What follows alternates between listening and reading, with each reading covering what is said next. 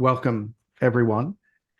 This is the first in a series of webinars hosted by the Telos-Paul Piccone Institute that reckon with the response within American higher education to the atrocities perpetrated by Hamas on October 7th, 2023. The series will take place for 1 year on the 7th day of each month, beginning at noon Eastern Standard Time. And each webinar will last between 90 and 120 minutes. The webinar series will be followed 1 year from now with an in-person conference on the same subject in a place still to be determined, and then with a special issue of the renowned social theory journal Telos that will bring together the most trenchant contributions that have been nurtured by the conversation that we begin cultivating together today. My name is Mark S. Weiner, and I'm the Telos-Paul Piccone Institute's Executive Director.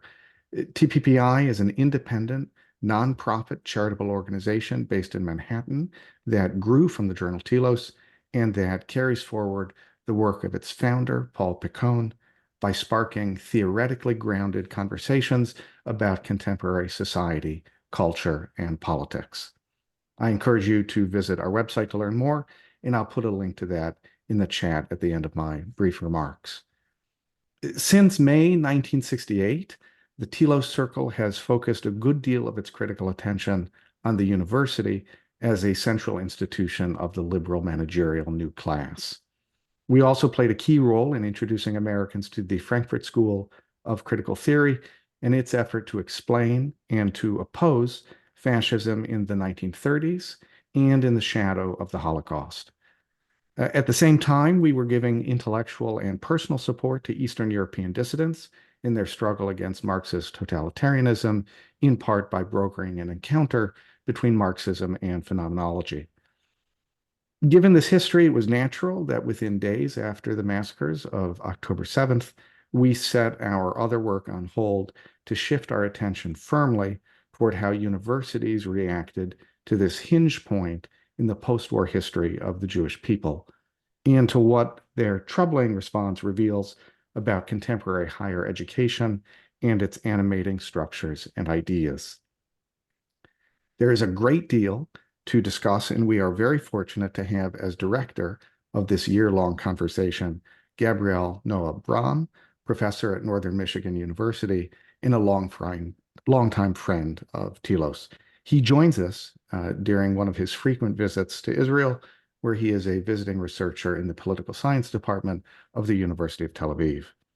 I'm going to hand things over to him momentarily, and I'll be turning off my own camera, but I'll be actively monitoring questions posed to the panel in the questions functions of Zoom. So please post your questions there, and I'll pass them along to Gabby. Before we begin, I'd like to acknowledge the very special support that Gabby has received so that he can devote himself to this project. In particular, we are deeply grateful to the institutional support of the College of Arts and Sciences at Northern Michigan University, and especially to its dean, Dr. Robert J. Wynn. And for the financial generosity, we are especially grateful to the families of Lynn and Rabbi Stahl and Nancy and Paul Oberman, who have carried forward the renowned commitment of Lynn and Nancy's parents, Lois and William Cahotis, to Holocaust education. The program that Gabby is developing for the year ahead is serious, thoughtful, and learned, and Dean Wynn and the Stahl and Oberman families have made it possible. I'll be announcing the dates and participants for soon via the Telos email list and via Eventbrite. So if you've signed up for this webinar, you will hear about those future events. But I encourage you also to sign up for the Telos email list as well, and I'll be putting a link to that in the chat. Upcoming webinars will explore the responses of feminist and African-American political organizations and theorists to the atrocities, how October 7th casts light on the principles of critical theory generally, and specifically of the Frankfurt School, the ideological connections between Islamism and German National Socialism, and the institutional and political choices within American higher education that brought us to this point, and how we can make choices to get ourselves out. In light of the strong program ahead of us, I'd like to turn finally to all of you in the audience, and I see you continue to join. We have a nice group. TPPI is an independent organization, and it's precisely our independence from established institutions that makes the work that we do possible.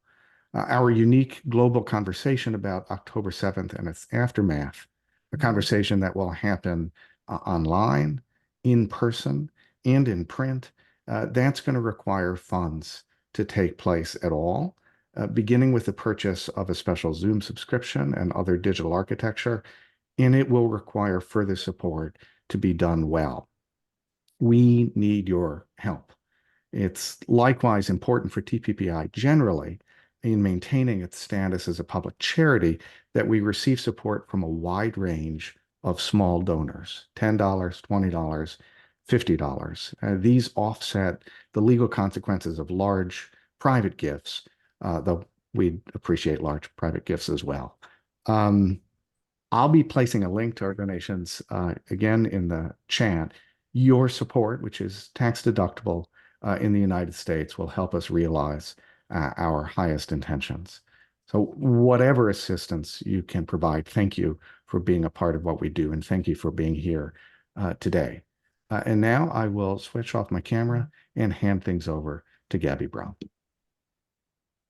Okay, Ms. Seder, let's begin. First of all, Mark, thanks to you, first and foremost, for plucking me from obscurity and a state of shock that I guess we were all in after October 7th, and giving me something to do that at least seems to hold the possibility of making sense in these dark times. It's amazing working with you, Mark, and I learned a lot from you. And I'm looking forward to the whole year of these events and even beyond that,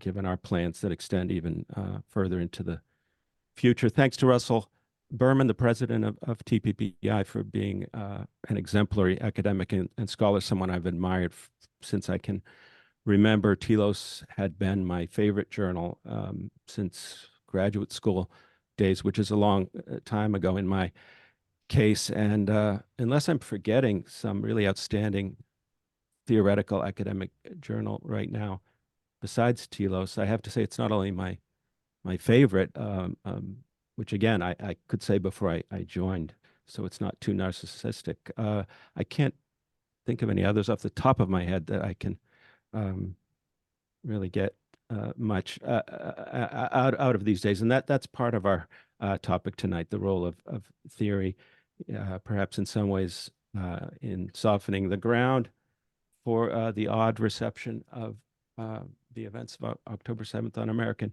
campuses, or maybe it can be redeemed. Maybe it's got something to offer after all. We'll find out from the speakers tonight. Thanks to David Pan, the editor of Telos, who I've enjoyed working with now on this project and look forward to working with further in the months to come. You can find blog posts on Telescope that correspond to our Israel initiative, and David and I have been working on that together. May I say in passing thanks to Benjamin Benji Reish, my young cousin who's serving in the IDF, and I'd like to maybe let him stand as a synecdoche for the young men and women in green that pass me on the street each day, to whom I owe my life here in Haifa at the moment.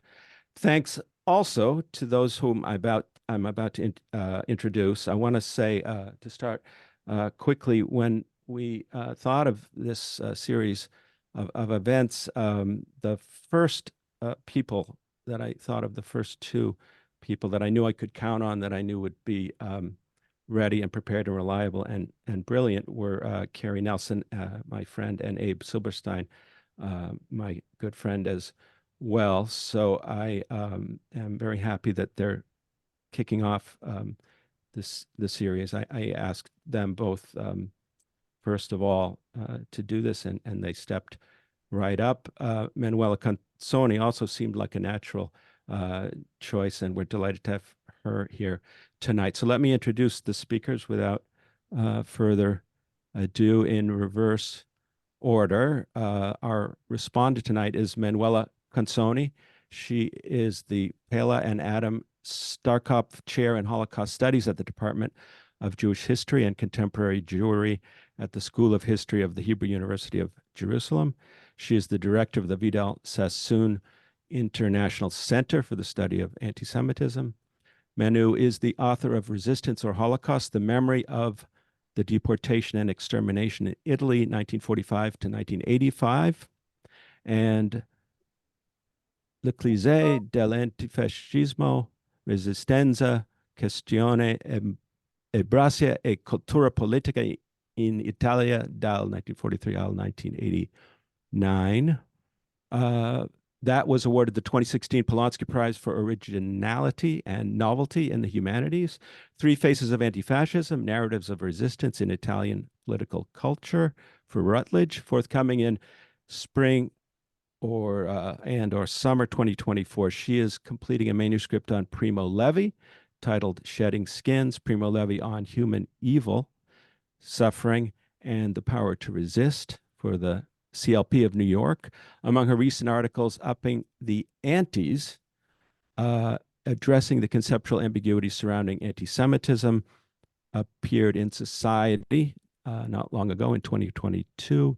Bracketing Anti-Semitism, the Discourse and its Semantic Distinctions.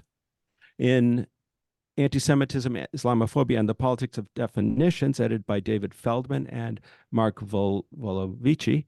Memory, Memorialization, and the Shoah After the End of History.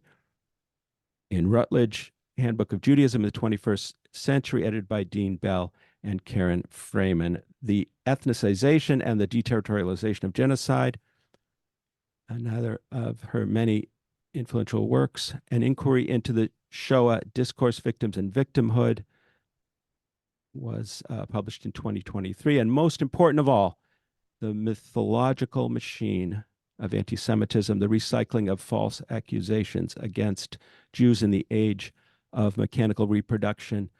Most important of all, because it was published in Telos in 2023. Manu will speak third tonight as the respondent.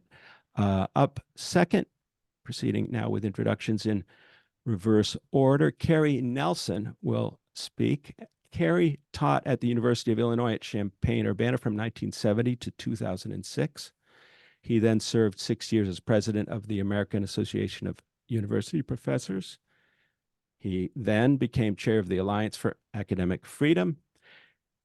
Before that, I seem to remember him being one of the founding fathers of cultural studies, a great scholar of poetry, and he's written books on war and many subjects, many books, many incarnations of a truly great academic career. He's author or editor of 6 books about higher education and 6 books about anti-Semitism in Western universities and in relation to the Israeli-Palestinian conflict. His forthcoming book, his newest book in this great series of publications that now have spanned many years, is called Hate Speech and Academic Freedom, The Anti-Semitic Assault on Basic Principles. And that will be out in April. I've had the chance to look at it, and it seems to me that it's going to influence, if not revolutionize, the debates now that are in transformation about the nature of free speech in our society and on campus. I'm sure we'll be hearing more about Cary and this book in due course. Up first tonight is Abe Silberstein. Abe is a writer and critic based in New York. Well, sort of. Brooklyn, Midwood, I guess that's New York. His essays have appeared in major publications, including the New York Times, Haaretz, the Times Literary Supplement, Dissent, London Review of Books, Cineast, and War on the Rocks. From 2017 to 2020, Abe was a contributing writer for Israel Policy Forum, where he was also part of the 2020 cohort of the Charles Bronfman Conveners program. In his professional experience, Abe has worked for several non-governmental organizations based in Israel and or dealing with the Israeli-Palestinian conflict. He holds graduate degrees in public policy and Middle Eastern studies from New York University and the University of New York, respectively. And so with that, Abe, you are up first, starting off our year-long series in response to October 7th and its aftermath. Thank you, Gabby, and thank you to the Paul Piccone Institute for inviting me and giving me the opportunity to present today. Ever since American intellectuals began seriously grappling with continental political and literary theory in the 1960s, the question of violence, its morality, its utility, its meaning, and its location in a proposed teleology of liberation has been present.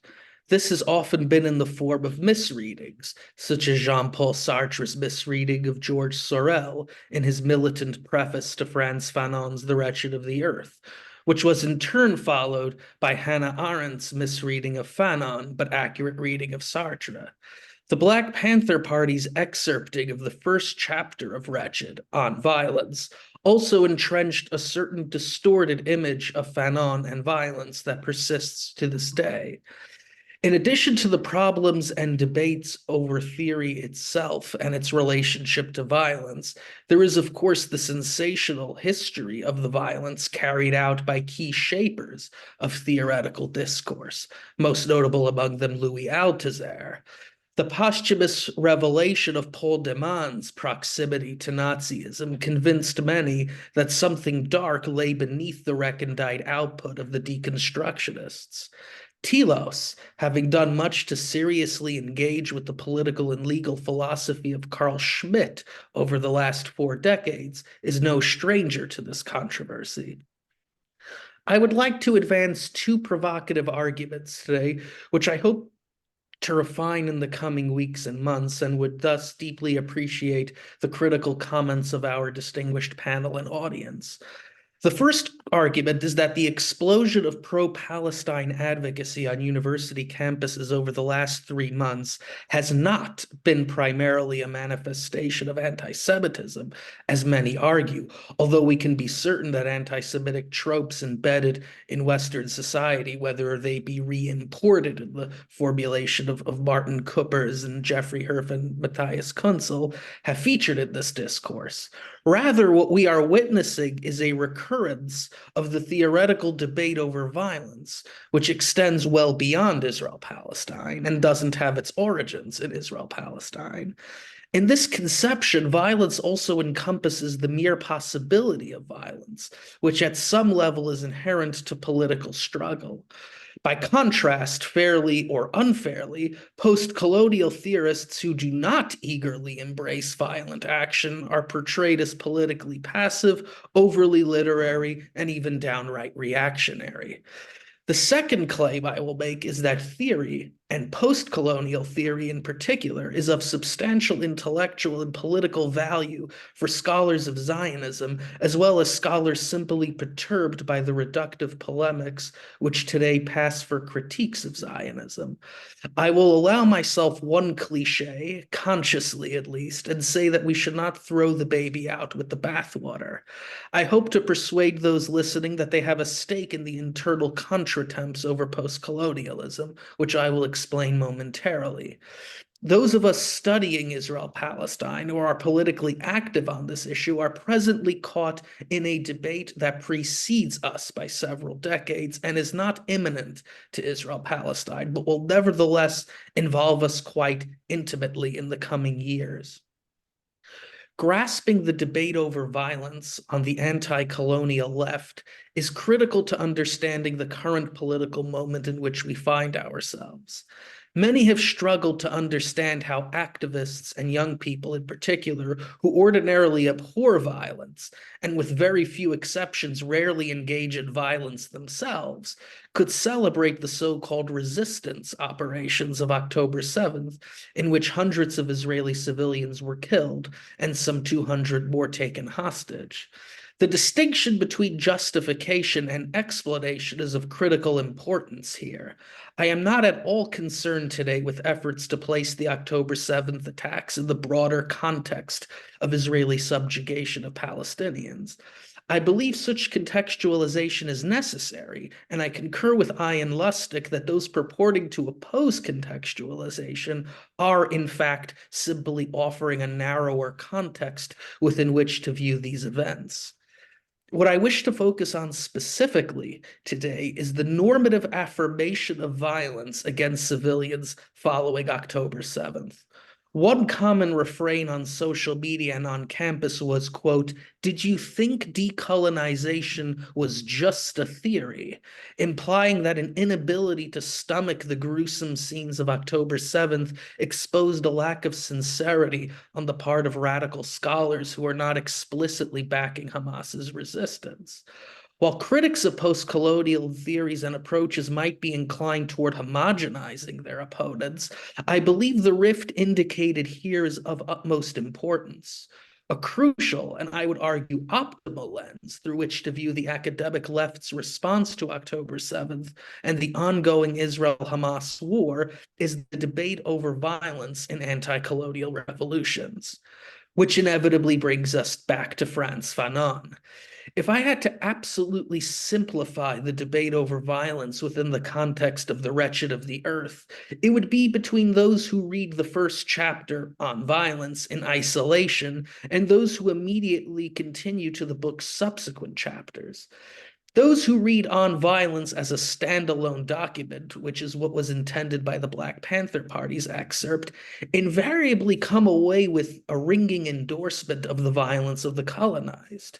In the context of October 7th, this was indeed seen in the stock response of "Did you think decolonization was just a theory?"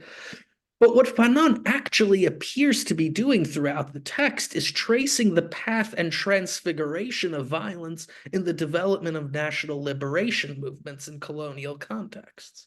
Although written with evident sympathy for and solidarity with the colonized, Fanon is performing the role of a theorist. Fanon, of course, believes violence is inevitable in situations of colonial oppression, but when one doesn't read the entire book, there is a good chance they will miss Fanon's overall purpose, as well as his conclusion regarding the function violence ultimately serves for the colonized. Quote, "Violence alone provides the key for the masses to decipher social reality," end quote. It is precisely this social reality, or at least as Fanon sees it, that unspools in Wretched's chapters, with violence being the driving force.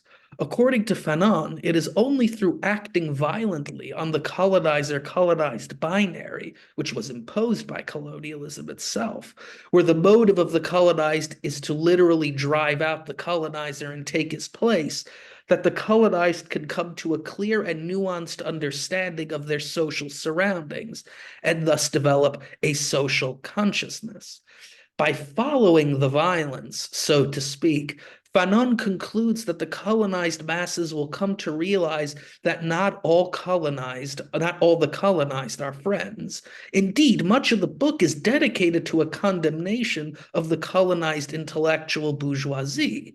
And of course, not all the colonists are enemies, especially those who have joined the revolution.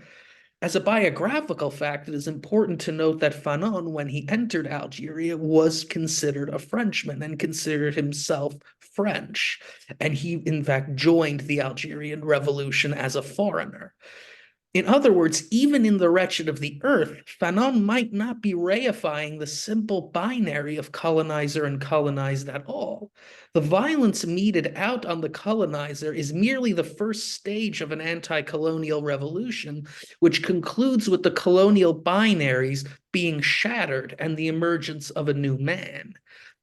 It is also worth noting as an aside that in Wretched's final chapter, Fanon spares no harrowing detail in recounting case studies of colonizer and colonized who endured violence.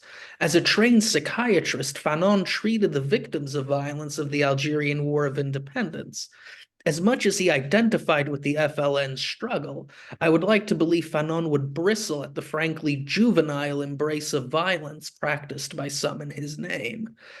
I'm not here to settle the debate over what exactly Fanon's attitudes toward violence were, but to simply state that this is a salient concern on the anti-colonial left.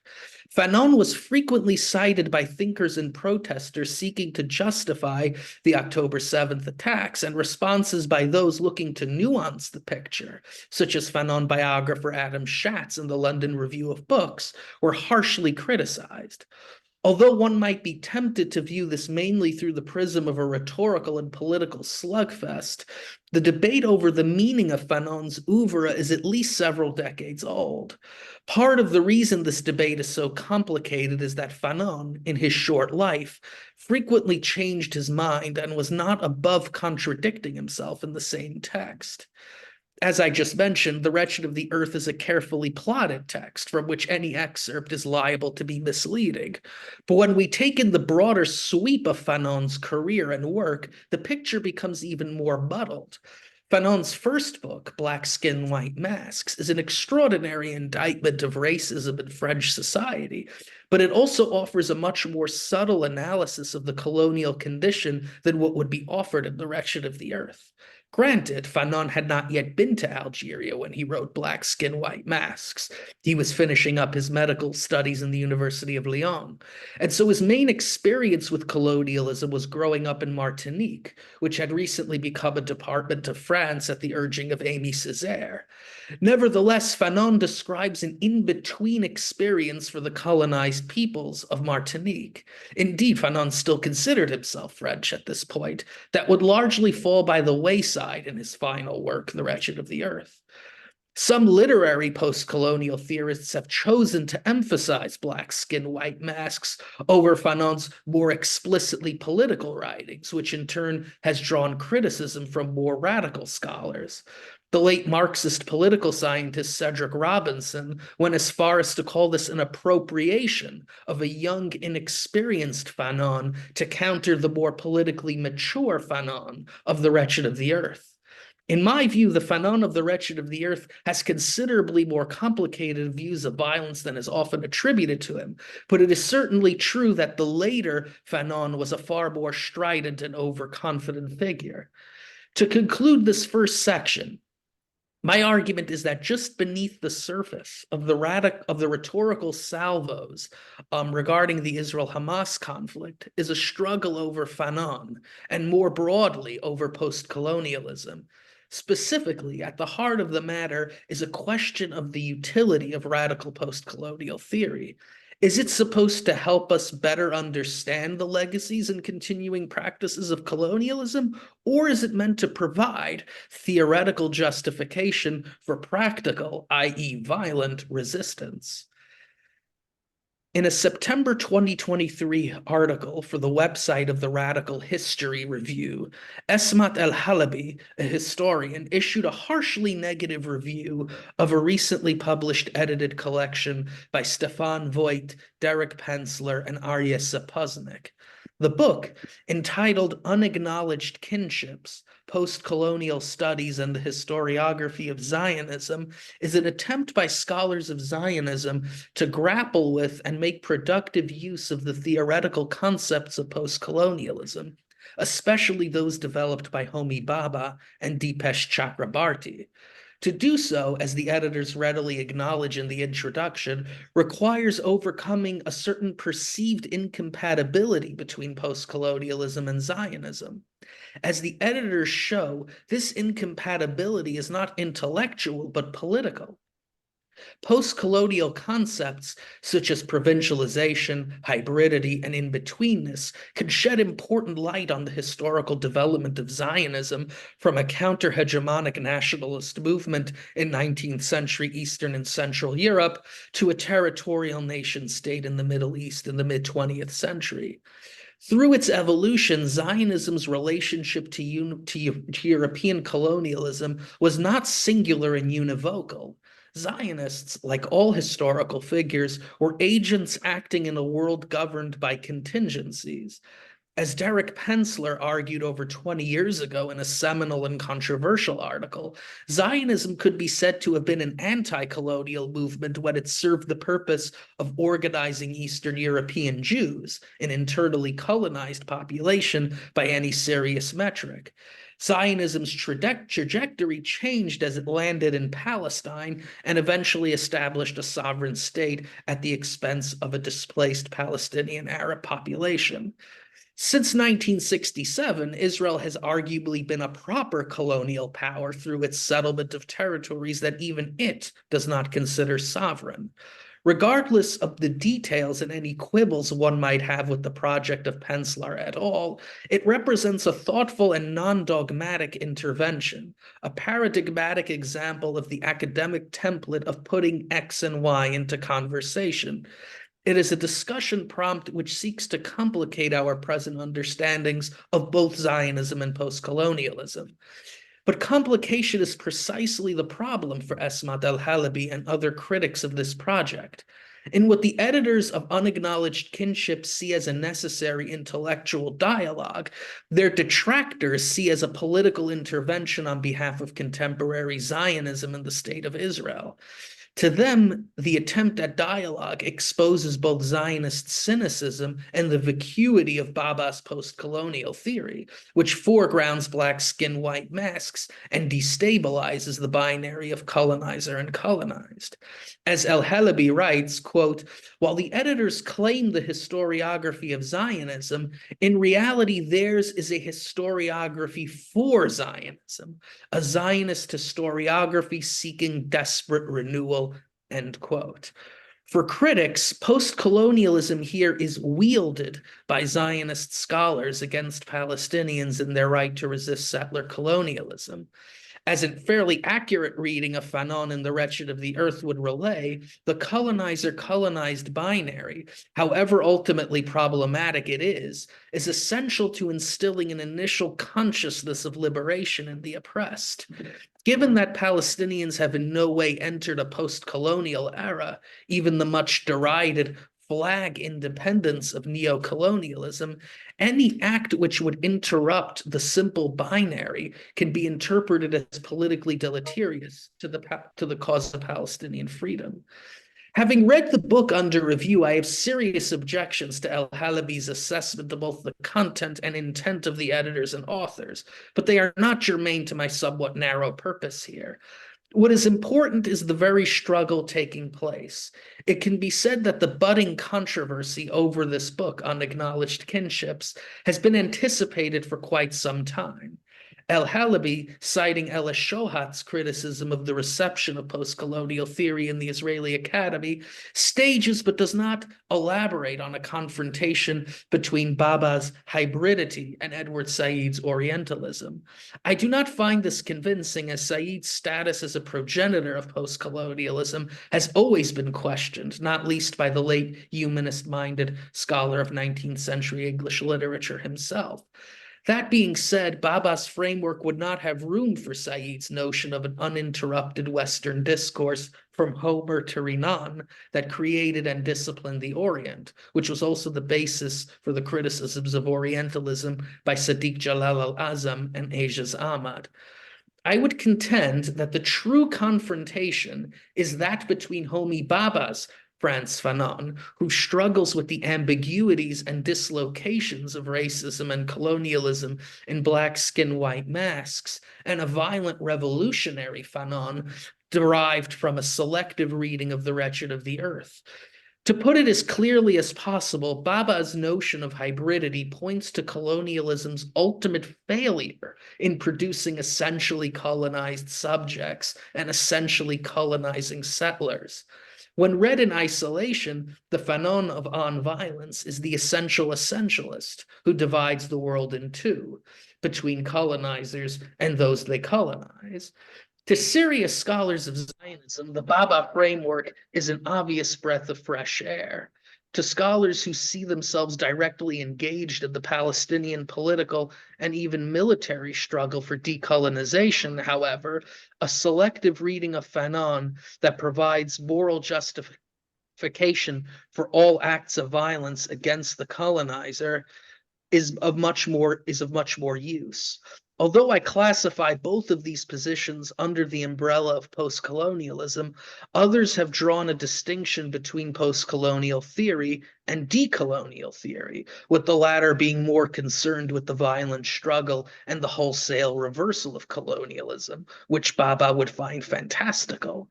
In turn, the literary post-colonial theorists exemplified by Baba are accused of stymieing the anti-colonial revolution through undermining the clear distinction between colonists and colonized. It is significant that scholars of Zionism are now making I didn't get that. Are now Maybe try again?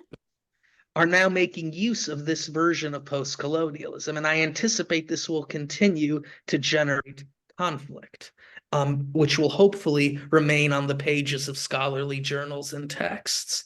In sum, the debate over violence and the uses of post-colonial theory forms the intellectual background of the academic left's reaction to October 7th.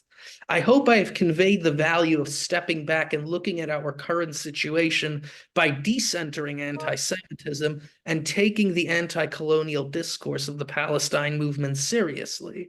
It bears repeating that this approach does not disregard anti-Semitism, but moves its role to the background, which simultaneously changes the question from why Israel-Palestine, which I believe traps us in a cycle of unfalsifiable claims and counterclaims regarding intent, to why violence. Doing so reveals a crucial dimension to the current debate that would otherwise be occluded. Consequently, it is important to recognize that post-colonial theory is not monolithic, and indeed there is a ferocious struggle over its future, one in which scholars who might be inclined to be dismissive of post-colonial theory have an important stake. Thank you. Thank you, Abe, for that tour de force example of how it is that theory may be of use to us in this time when we're trying to think about the use and abuse of theory in making sense of our current moment. Has it been a detriment in creating an environment on campus where shockingly pro-Hamas sentiments have been expressed, and or is it of use to us, we who are interested in theory, in understanding our situation is the question before us. And I should have announced the titles, I guess, of each paper. Forgive me. What was the title of your paper, Abe? Did you say it? Oh, you're muted. I don't think I said the title of my paper, which was a little bit imperfect as I developed it, but the title was Who's Post-Colonialism? The Coming Struggle Over Palestine in the Academy. Okay, thanks. That's helpful to have that title. That very cogently, I think, summarizes your points there that you're making. You'll have to prove to me in discussion how it is that decoloniality or post-coloniality has anything to do with a conflict between two indigenous peoples, albeit we were here first. We're willing to share.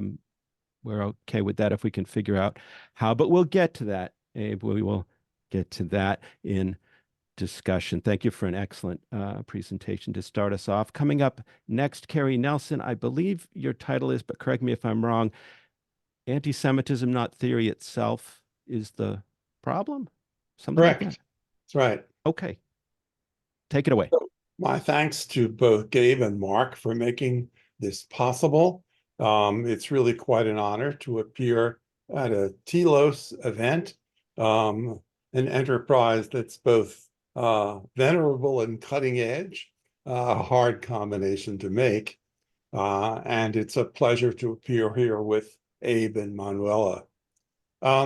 Discussions about how humanities and social science disciplines have become both hostile to Israel and contemptuous of factual evidence over at least 2 generations often cite critical theory as a primary cause. Postmodernism and poststructuralism are accused of convincing students and faculty alike that there are no indisputable facts in political debates, only competing narratives. Critics of the academy repeat the claim that postmodern and poststructuralist theory undermine any belief in universal moral values. The increasing influence of other bodies of theory, post-colonialism key among them, as Abe has ably shown, is accurately credited with underwriting and promoting anti-Zionism. Now, the representational vicissitudes of all discourse and the semiotics of consciousness, if you will, mean that there is no unmediated access to facts. But that does not mean that facts do not exist or that we cannot reach social consensus about their validity and meaning. But we understand them through history, culture, and psychology. We agree that the table exists, but what it signifies, that's what's relative. Whether the bodies of theory that inform anti-Zionist disciplines are responsible for their anti-Zionism or anti-Semitism, I think remains unclear. Did feminist theory propel the escalating anti-Zionism of women's studies? Does the anti-Zionist version of post-colonial studies have outsized influence, say, on anthropology? What influence does Marxist theory continue to have on disciplines identified with far-left politics? What role do theoretical and political concepts like indigeneity have in shaping Native American studies?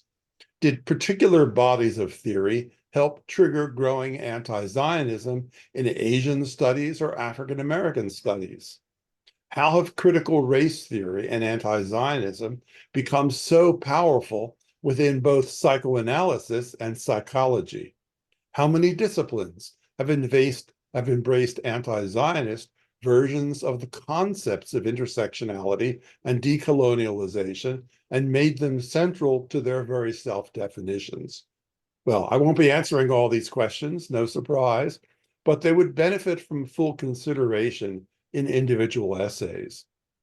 It is still more difficult to estimate what possible impact ideologically corrupted bodies of theory have had on actions like the Hamas pogrom of October 7. While I would be very interested to know what specific indoctrination helped prepare the Hamas murder squads for their rampage through Israeli towns and kibbutzim, we don't yet have that information. Did some echoes of post-colonialism or explicit anti-Semitic conspiracism help sustain the hours of intimate Hamas brutality? Now, IDF interrogations may discover some of that information, and it may eventually be shared, though I doubt if Hamas terrorists were given a chapter from The Wretched of the Earth in advance. In the academy, some entire disciplines, including women's studies, have betrayed their founding theoretical commitments, though there are others, such as history, where differences of opinion survive. In the case of entire disciplines that have embraced anti-Zionism, dissenting faculty continue to do research and teaching based on bodies of theory uncontaminated by anti-Zionism or anti-Semitism. And some are committed Zionists. There are Zionist Marxists, Zionist feminists, and so forth. But many who are alienated from their field realize they no longer have a home in their international association, choosing instead to drop their membership. Debates ensue over whether to abandon ship or remain and try to repair the organizational vessel, a debate which will now ensue in the Modern Language Association. But many give up and move on. Those professional organizations, among them the American Studies Association, the National Women's Studies Association, and the Middle East Studies Association, amongst others, have become even more uniform ideologically. They now persist as echo chambers of anti-Zionist celebration. And I think the MLA will go that way as well. My thesis, however, is that the problem is not, for the most part, with the bodies of theory that inform these fields, especially with their founding texts, but rather with the weaponization of theories in the service of anti-Zionism. That includes applications of theory in the form of pseudo-scholarship that promotes anti-Zionist convictions. Some strains of theory then evolve in tandem with anti-Zionism. Decolonialization, after all, began as a theory that explained efforts by local populations to free themselves of foreign domination. The relevant history predated the establishment of the Jewish state. A founding text like Fanon's 61, The Wretched of the Earth, is invoked in publications that recreate post-colonialism as an anti-Zionist movement. But anti-Zionism is, of course, not Fanon's focus. Whatever problems one may have with decolonialization as an anti-Zionist political cause, the movement to free people of European colonization obviously has independent validity. Israel, of course, never was a European colony. Decolonial theory is falsely used as an anti-Zionist weapon. The politicization of a discipline betray its theoretical foundations. That was clear to me most dramatically in women's studies in 2014, when Brandeis University withdrew its offer of an honorary degree to Ayaan Hirsi Ali. She built her worldwide mission protesting the horrific genital mutilation of women. But she had also become increasingly critical of reactionary beliefs she found central not just to Arab societies, but to Islam itself. To the Brandeis faculty who organized the campaign against her, that constituted Islamophobia. Unwilling to treat Hirsi Ali's arguments as permissible academic debate, Brandeis faculty mounted a successful pressure campaign to get the university president to withdraw the offer. The astonishing part of the story is that the Brandeis Women's Studies program initiated and organized the campaign. What intolerable violence could be more central to the practical and theoretical critique of patriarchy than genital mutilation? And yet the sin of Islamophobia trumped opposition to socially approved violence against women in Islamic societies. The Brandeis events were limited to one campus. They weren't a national movement, but they were part of a general warning of things to come and already underway in women's studies as a discipline and a field. A year later, 2015, the National Women's Studies Association embraced the demonization of Israel. It adopted the most comprehensive anti-Zionist resolution among US disciplinary groups, calling for a widespread boycott of Israeli society as a whole, not just an academic boycott. That alienated a number of NWSA members who realized anti-Zionism and anti-Semitism had become part of NWSA's mission.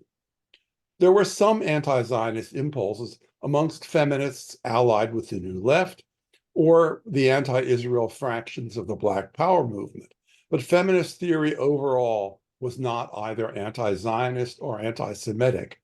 Latent hostilities were put in place, however, as race became central to feminism and Jewish women were then seen falsely as privileged and white.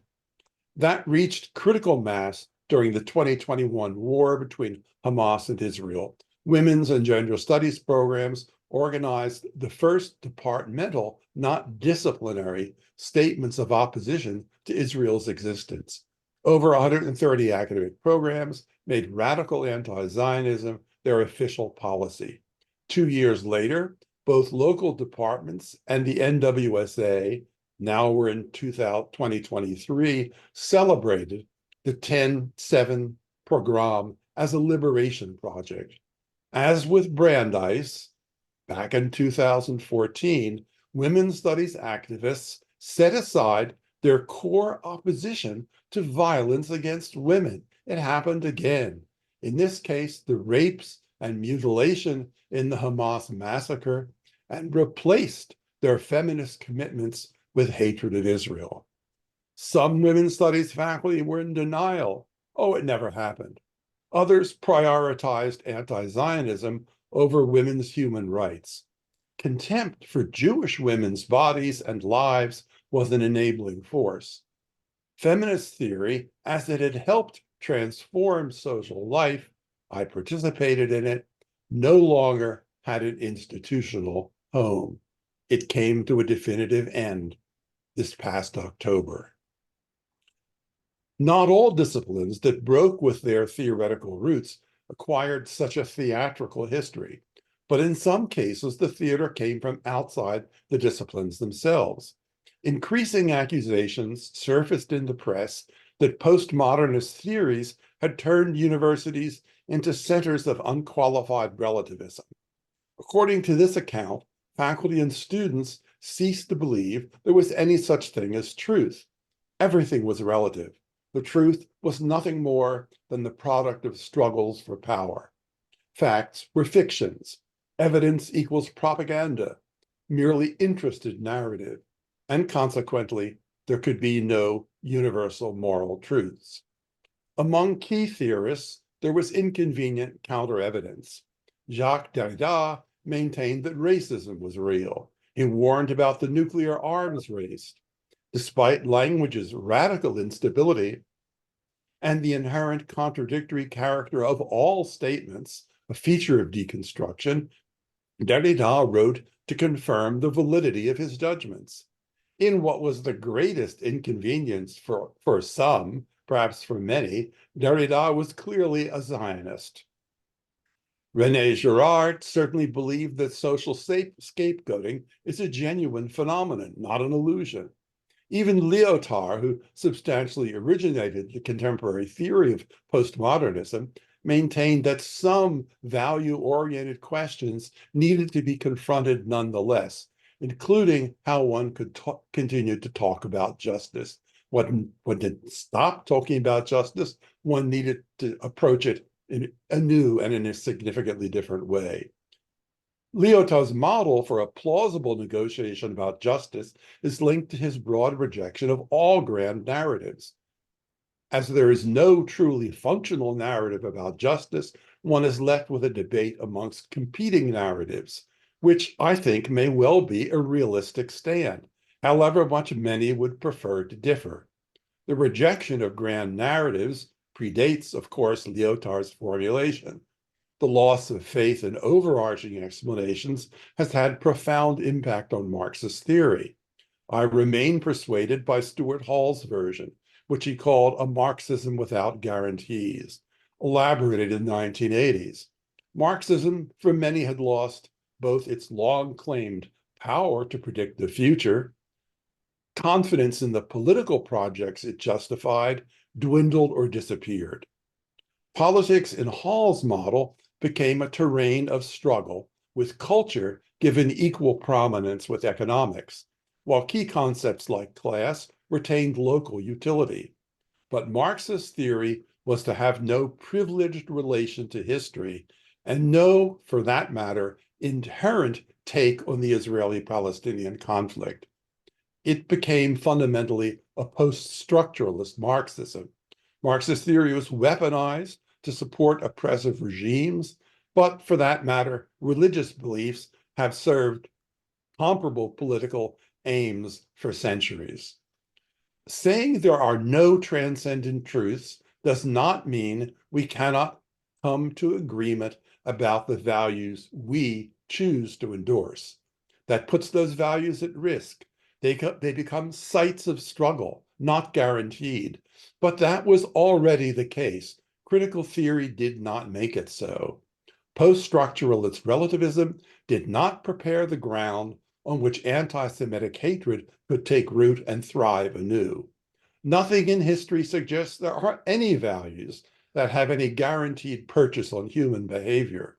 From the Holocaust to 10/7, we confront the hard lesson that humans are individually and collectively capable of anything.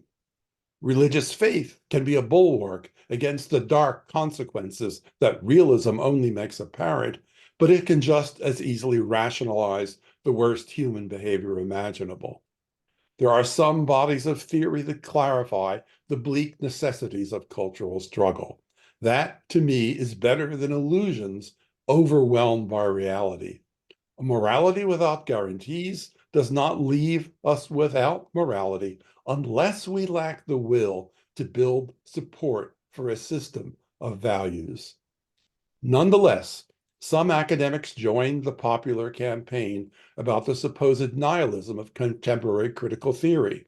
Postmodern became a pejorative term, entirely detached from its origin as a designator of the historical break created by the Holocaust and the use of the atomic bomb at Hiroshima. Lyotard, among others, notably rejected postmodernism as a period designation, maintaining instead that the postmodern was a potential within modernity itself. I would argue that both claims are true, that the postmodern is both a historical conjuncture and a component of the culture preceding it.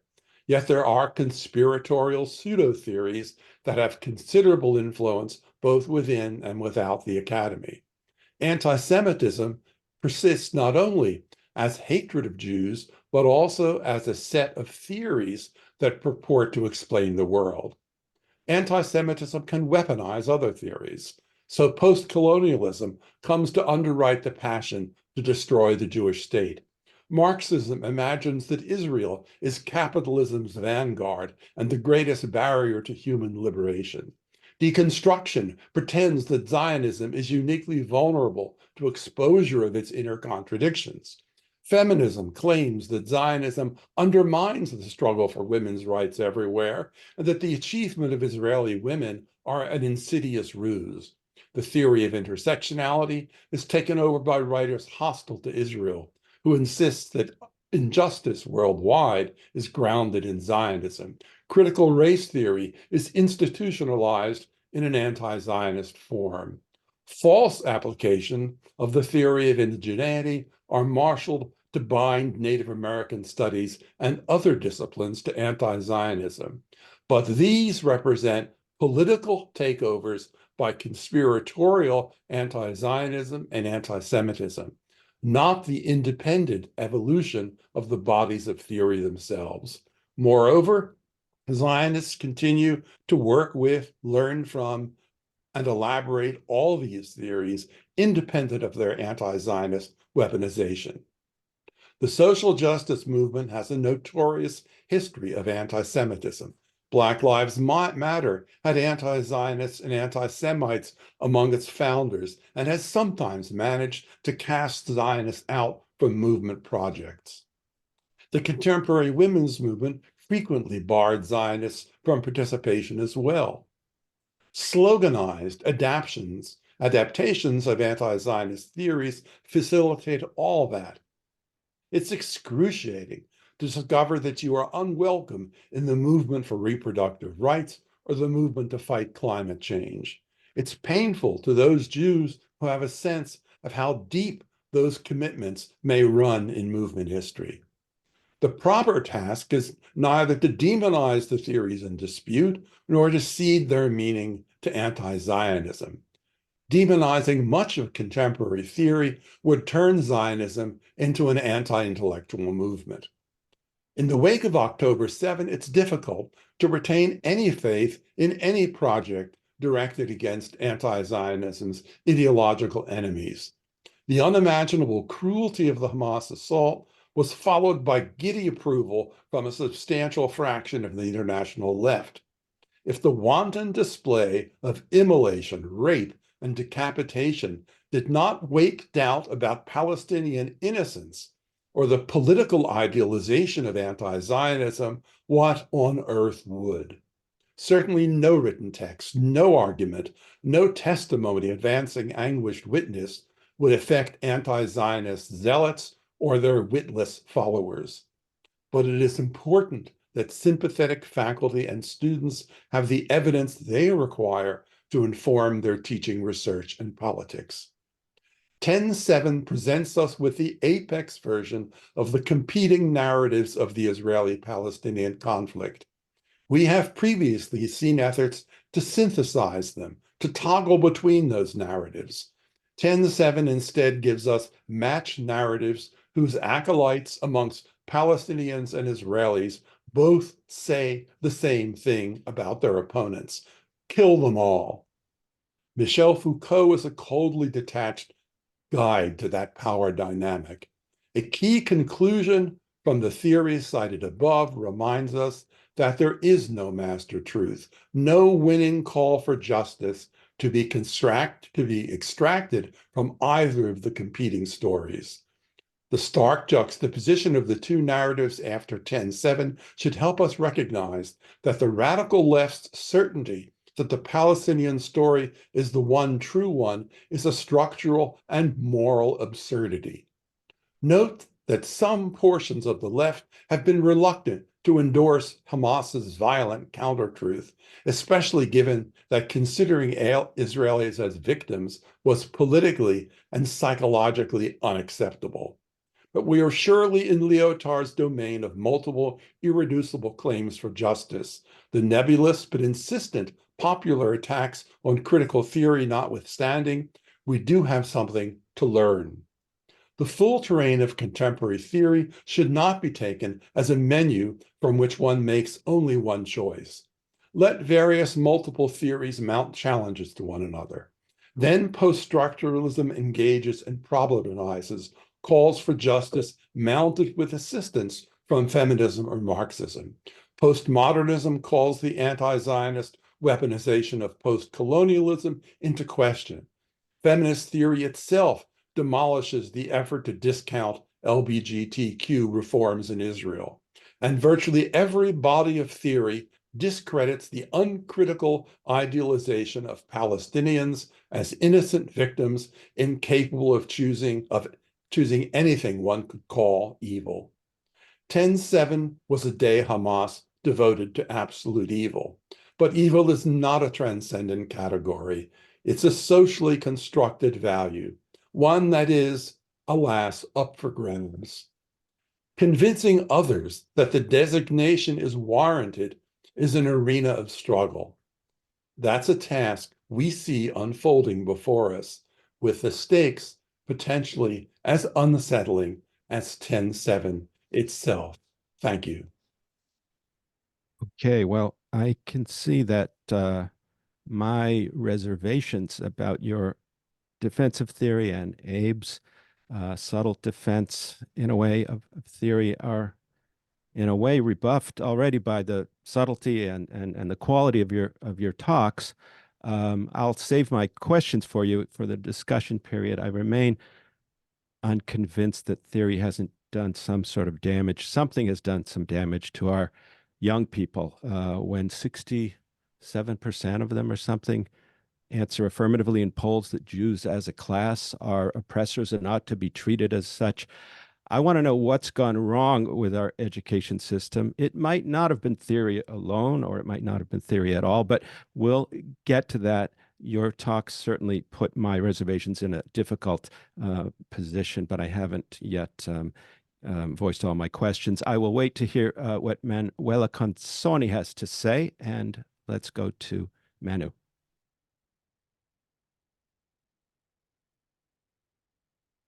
Thank you very much. Thank you, the Telos-Paul Piccone Institute, for the invitation. Thank you, Gabriel. Thank you for the speaker. So it was very difficult to accept to participate, and but after I think that I did the right things in terms of let me also reflect upon things that I'm thinking about in the last 3 months. I believe that our perspective will be a bit different, talking from Jerusalem, from Israel, of witnessing, not as an eyewitness, what happened since October 7th. And from here, I will start to address some of the points that Abe and Cary brought about. The issue at stake here today is critical theory and its alleged responsibility in having forged and fueled feelings of hostility towards Jews and the state of Israel in the most liberal campuses that are most attentive to civil rights and human rights. When asked whether its genealogy should be found in critical theory, Nelson and Silberstein answered no, but with substantial differences. Nelson's central argument is that the cause is not the theory, but the anti-Zionism used as a synonymous for anti-Semitism. Of certain theorists who deal, among others, with feminist theory, post-colonial criticism, critical race theory, transnational study, that in a sense also contaminated and to be found in other theories that have embraced anti-Zionist version of concepts such as the indigenous, intersectionality, and decolonization. I'm not sure here if Marxism really plays a role, but perhaps what Nelson suggests is a form of Marxism revisited, that of the New Left, at least in the Americas, especially in the South and the center of the continent. For Western Europe, such argument of classical Marxism, if you want, certainly in French and in Italy, could work. The problem for Nelson is anti-Semitism and the anti-Semitic drift assumed by many, not as an exception, but nearly as a rule. Silberstein addresses the issue of critical theory starting from the idea of violence as a sublime force of purification, quoting Sartre, Sorel, Arendt, and the structural Marxism of Althusser, and above all, Frantz Fanon. And he reminded us before with his psychoanalytic and Marxist reading of the relationship between colonized and the colonizer, as set forth in his work on Black Skin, White Mask of 1952, and subsequently strengthened in his 1961, The Wretch of the Earth, as a colonial class struggle that in its final step should cancel the boundaries between the two poles at the end of the process of liberation. Violence is the trigger, the celebration of violence, and it is violence as a political praxis, according to Silberstein, and not anti-Semitism, what looms over the explosion of pro-Palestine advocacy on university campuses during the last 3 months. Even though, as is explained, we can detect anti-Semitic tropes in its discourse, what we are witnessing, he suggests, is a recurrence of theoretical debate over violence, which extend well beyond Israel and Palestine. In this conception, violence and political struggle are one thing.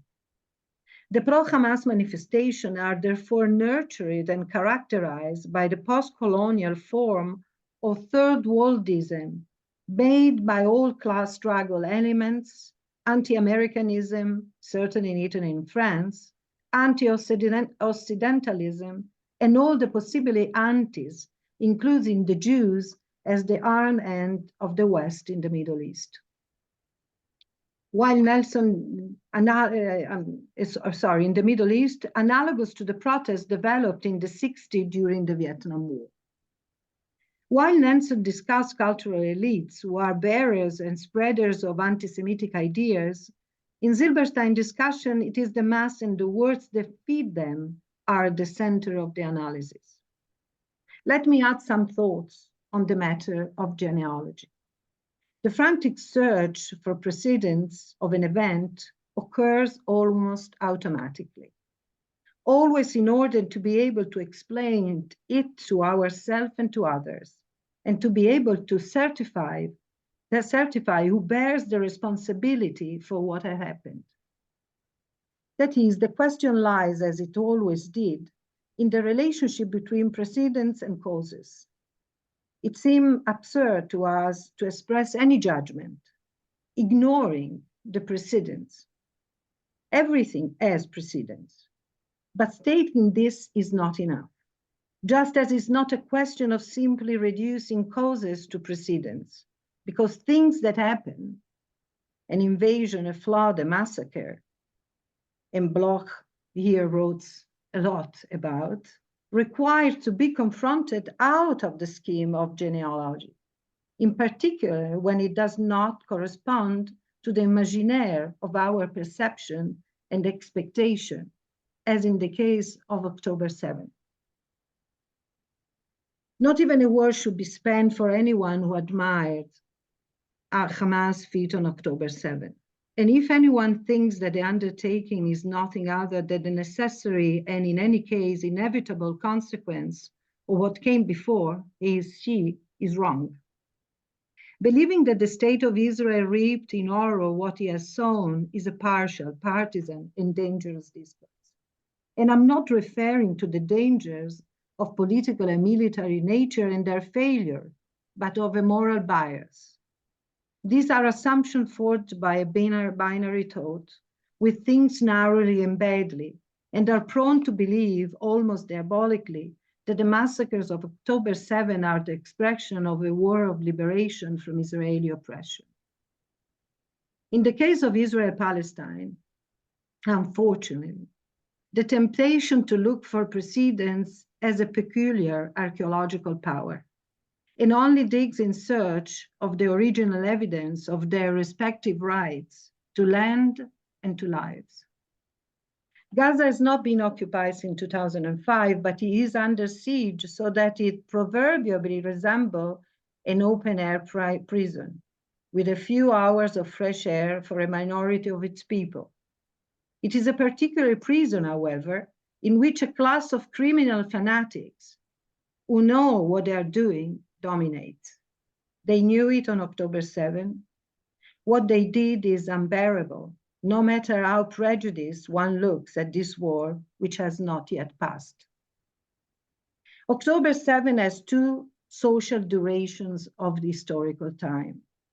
A story next to another story, a pole of time and another pole of time, the événement and the longue durée, to use Brodel frame of times. I would like to focus on this distinction that affects the discussion, in my opinion, on October 7, on the war and on the war propaganda.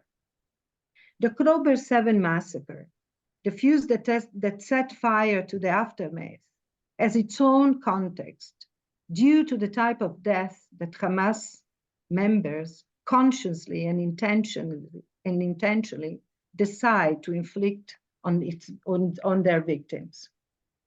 The context of October 7 is the specific context that contains only what happened October 7. The brutality of the crime places it outside the context of the occupation, in parallel to it, beside it, but outside it. October 7 testifies of another death, unexpected and different, which struck without any mercy, instilling fear and terror into the hearts of the victims and of us all, due to the ways in which that was practiced, producing suffering and abjection without limits, which saw the bodies, especially of women, desecrated while being filmed by the killers themselves. A violence that destroys as much as the humiliation of having suffered it without surviving. It is this humiliation which generated a desire for revenge that has not yet subsided. There is no genealogies to search for in my eyes, certainly not in critical theory, and even not in Nazism, not in the Shoah, and not in the violence of the occupation, although perhaps in search of other historical precedents outside this place, we look at the violence of the ISIS towards the Yazidi groups in the northern Iraq in the middle of 2010, a genocide which led to the expulsion and exile of the Yazidis. But thousands of Yazidi women and girls were subjected to sexual violence and forced into sexual slavery, and many of them were killed. But even this, October 7 has been perpetrated by Hamas people, and the only feature, and again, is a very unfortunate thing for all of us, is the in common that they have with what I mentioned, is their being human. Human beings, not machines, nothing, human beings. That is the recurring question. Hamas exterminating the Jewishness of its victims But they also aim to destroy and to erase also their Westernness, which embodies in their possibility of existence, of difference, including the freedom of sexuality and of autonomous life. They wanted to punish and to kill a mode of living considered as too permissive, too promiscuous, and too free. Women were not a random example of such freedom, but the measure of it.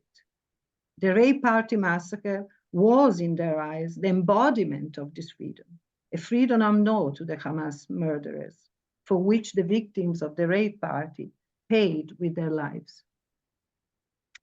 In this war of propaganda, there is another disturbing element, that Hamas doesn't have really a responsibility because, if you want, is the tactic aggressor, because the strategic aggressor, and here we can now remind that there were comparisons between Ukraine and Russia, between Israel and Hamas. Because Israel allegedly, and maybe not allegedly, only created Hamas, as if October 7, it has to be attributed to someone that is external to the actual murderers. Created Hamas, a true but a false sentence, that if we talk about October 7th, it couldn't be clearer. Historians know from their sources that power games involve robust doses of cynicism and infamy, and that often the sworn enemies of various powerful actors were tenderly nurtured by them as infants to be used against them bigger enemies. But not even the least of the smallest criminals would accept without offense being described as created by others, without the modicum of free will and responsibility that every human being deserves. Even the leaders of Hamas would refuse this. Nothing could have justified or even found extenuating circumstances Hamas for his statutory dedication to the cancellation of the State of Israel. October 7 deals with this dedication, the intention and the action of the men of Hamas, and the lesson of inhumanity that they have imposed on the Palestinian people and the Israeli people, as well on the vast world, was applause they continually seek. None of those texts, and perhaps, as Nelson stated, a conference should be dedicated to each observation, underline enough the fact that in the war of propaganda, the expedient of the victim-perpetrator inversion became an anti-Jewish resource, almost naturally. Since the Jews were the victim par excellence, and Israel exists so they stop being one. This is what deludes someone into being anti-Zionist rather than anti-Semitic. Historical Zionism and its many components are not of interest to this perspective, but to affirm that the dissent in the historiography of Zionism, as you, Abe, were mentioning, does not exist. And if it exists, is a manipulation as an acknowledged kingship, the position of Penzler on the matter, as described by the El-Halabi. The metamorphosis of Jewish victim into the Nazi persecutor is the central image of today anti-Semitism as it looks to me, which began to appear in the 60s of the last century from the Six-Day War to be reproduced in 1975 and again in 1982, becoming now the unrestrained image to talk about the conflict. For the masses, those of the demonstration, we saw the mustache on an Israeli face, a swastika on the Star of David, and the writing Israel SS are enough. I would not dig more deeply, actually.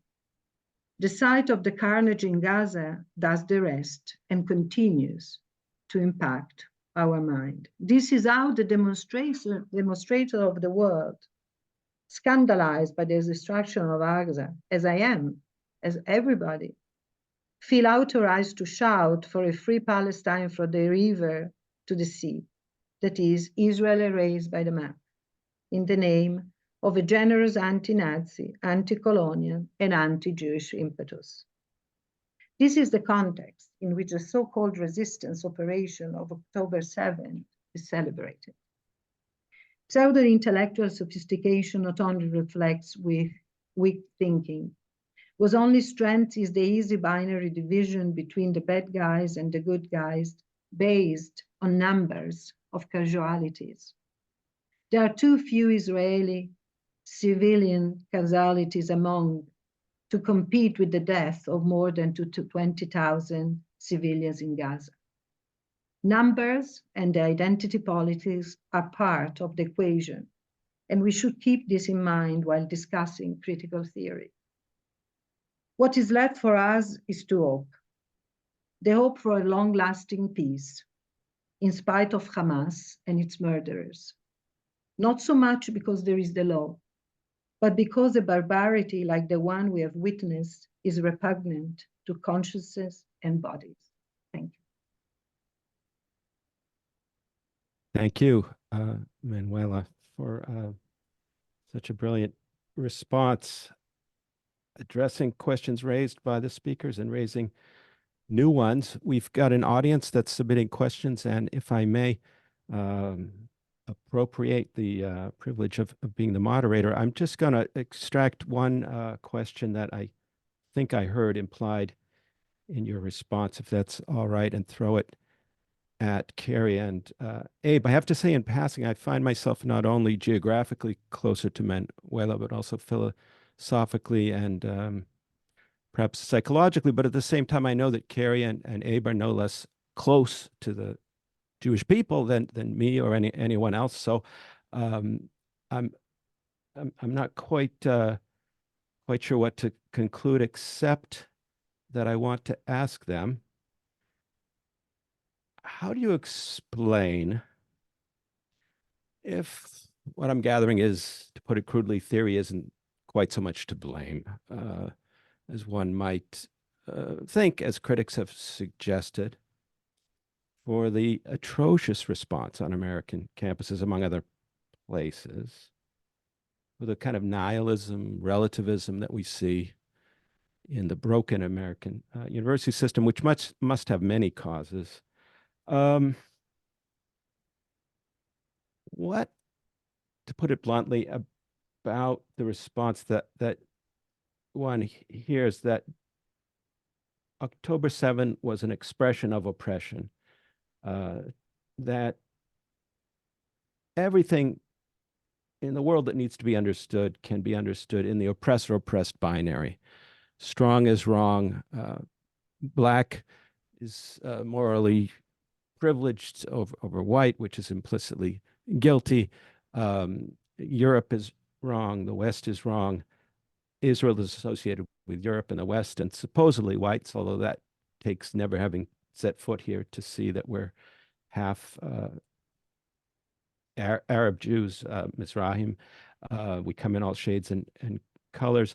My question is, what about the notion, if you'll pardon the phrase, of cultural Marxism to blame, which is essentially, if I understand it correctly, the idea that students who, after all, are not, grown up experts on anything, are encouraged to take the binary of oppressor and oppressed and simply apply it to everything.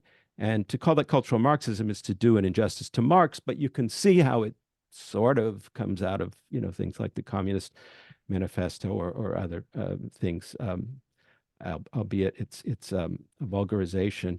You don't think that theory's emphasis on this binary is to blame?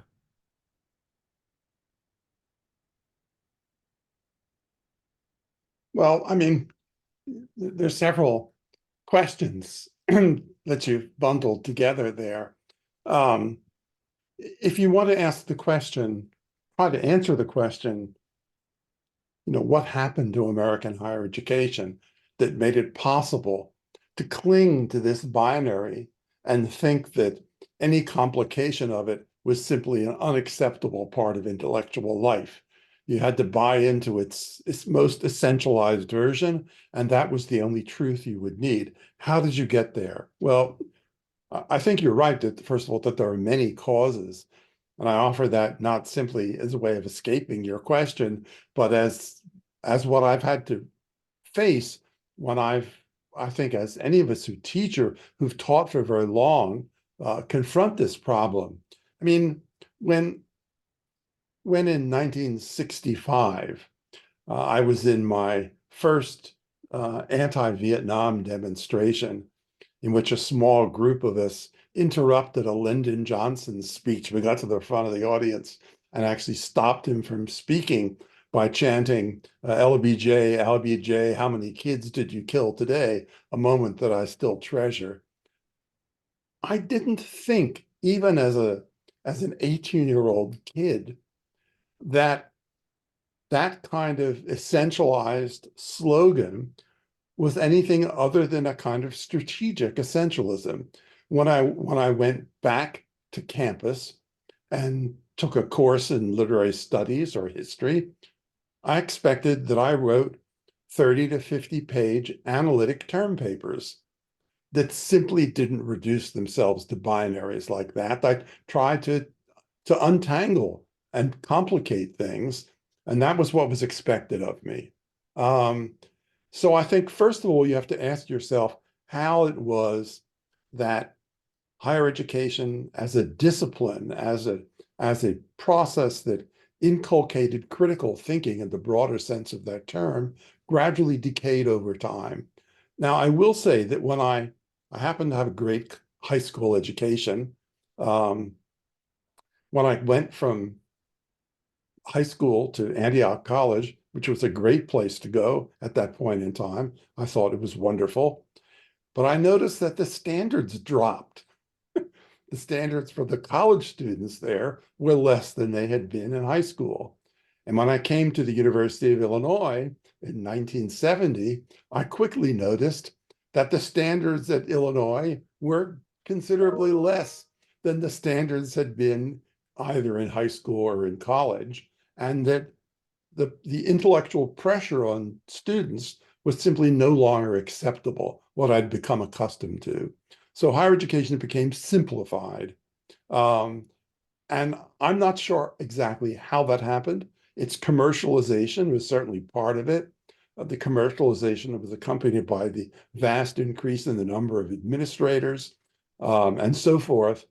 So, those were both factors. But I see the simplification of higher education as more of a contributor here than the influence of any bodies of theory, a broad demolition of the goals and the expectations of students, having more to do with it than Marxist theory or any other theories. I think what happens when students go out in a demonstration now and sing "From the river to sea, the Palestine will be free," they no longer accept that as a strategic essentialism that's an opportunistic simplification for their political action. They think that's the whole truth. That's all you need. And, as Abe pointed out, any effort to undermine that simple binary is psychologically and politically unacceptable. So how did we get from one place to the other? Very interesting. I'm fascinated. Abe, what about you? Oh, I very much concur with that. And I think that we've lost touch with this notion of strategic essentialism, which I think we're speaking of colloquially and not necessarily the way Gayatri Spivak might have thought of it. But but there is that where we don't, and I think this also comes back to how one reads Fanon. If we there is at some point in his discussion on violence a very clear movement away from the Hegelian dialectic, where pieces of the old still come in the new, in the synthesis and in the antithesis and the thesis, right? Whereas he moves quite explicitly in the Wretched of the Earth to an Aristotelian dialectic that's just a complete clash of binaries. And in the entire book, this serves a purpose of beginning the anti-colonial struggle. It's not the end of it. It's just how it has to begin according to Fanon's theory. And I think in our contemporary situation, people have just stopped at that point and haven't given it much thought on how things should proceed, which is very odd for people who are not directly involved in the struggle themselves, who should be able to see beyond that point. And I think we've lost touch with the stage of where that's appropriate. And I think the example of how a certain chant might have been used in opposing the Vietnam War, but at the same time wasn't actually the full story or the full analytical picture is pertinent. I must say that Abe's analysis of the misuse of Fanon is very useful to me, because I've been engaged for a long time in analyzing the work of the one-time U.S. faculty member, Lara Sheeha from George Washington University, who became a faculty member in Qatar this week instead of the U.S., and who uses Fanon as her primary theoretical base. And it's the Fanon of the first chapter of The Wretched of the Earth. So in her support for Hamas's violence, she basically says, wake up, you naive bourgeois intellectuals. What Hamas showed us is exactly what a revolution has to be. What they did was exactly right. That's what you need to face up to and give up your romantic notions of what liberation actually entails. So, you can push that argument to actually embrace not just the principle of violent liberation, but the actual details of the horrific activities that Hamas committed itself to. Very interesting. Russell Berman, the president of Telos-Paul Piccone Institute, has a question. Russell. Hey, Hello, Russell. Hi, Cary. Yes, do you hear me? Yeah. Yep. Okay, well, first of all, thanks to everybody who's put together this panel, and especially thank you for the three speakers who've given such wonderful, complex, nuanced, informative presentations. It's impossible to respond to all of the issues. I just want to mention 3 points, and I will be brief. First of all, I want to express my solidarity with Manuela's account of the analogy between the violence against women in the October 7th and what happened to the Yazidis. We have to think about this much more deeply. To what extent is there really an Islam problem here, or at least an Islamist problem that involves a significant degree of misogyny and antipathy toward modern expectations about gender relations? Long story, but that has to be part of this. And there's this extraordinary blindness, as Cary has pointed out, on the part of U.S. Palestine solidarity groups with regard to the degree of misogyny that's at stake in the whole picture. I guess 2 questions really to everyone in this discussion about theory and the response to 10-7. Reference is made to critical theory. Within a Telos context, critical theory means Frankfurt School. And this has been subsumed to post-structuralism, postmodernism, post-colonialism, et cetera, et cetera. There are big differences, and this is probably not the context in which we want to settle old political scores between critical theory. But I do think that we need to have a discussion about the specific Frankfurt School critical theory legacy in this context. Adorno, effectively a Zionist, as opposed to Marcuse, who is very much a precursor of all of the pathologies of contemporary post-colonialism. That I'd like to hear comments on that. And the second question to all. What strikes me about the response to 10-7 on U.S. campuses is not that there are many who side with the Palestinians, but they side with the Palestinians in such a sloganeering manner, in such a stupid manner, as if the slogan were an argument. And this is compounded by what I sense is actually a particular attraction to the degree of violence that was exercised. That is, the support for Hamas is not despite the violence against women, and not despite the violence that was exercised, but frankly, because of that violence. Who are these people on campuses who are so in love with violence? Thanks. What do you say, speakers, to those questions posed? We have a Frankfurt School panel coming up, by the way. I will address that one point. That's going to be a future event such as this.